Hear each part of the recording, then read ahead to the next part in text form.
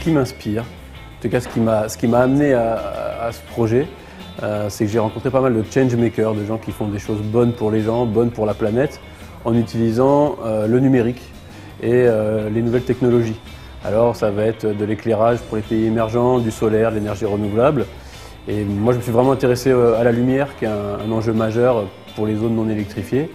Et tous ces projets en fait utilisent de l'électronique, et l'électronique parfois a des zones d'ombre sociales et écologiques dans son process, de la mine d'extraction, on va dire au recyclage du produit fini, on connaît ces zones d'ombre.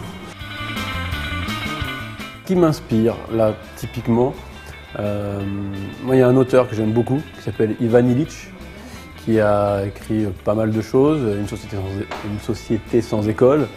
Il a écrit également La convivialité. Et ça, la convivialité, c'est pour moi la source d'inspiration aujourd'hui. Alors là, en fait, on s'attaque à une montagne qui est un des outils les plus complexes de l'industrie. C'est la production d'électronique. Ça nécessite énormément de savoir-faire, d'infrastructures, etc.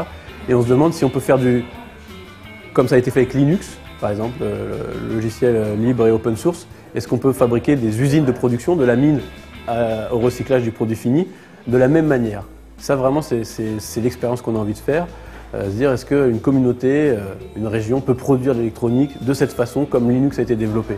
Ça, c'est vraiment, je pense, notre montagne à gravir, plus qu'une barrière à faire tomber. Mon prochain rêve, donc dans les cartons que je trimballe toujours avec moi quand je rencontre des gens, c'est justement d'organiser cette production d'usine, mais d'une façon aussi conviviale que sera l'usine. Et ici, on est dans un coworking.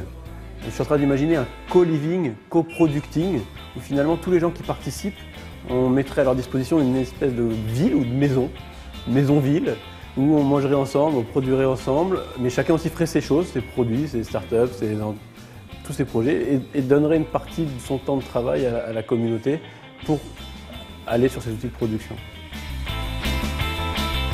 Alors on est très without model.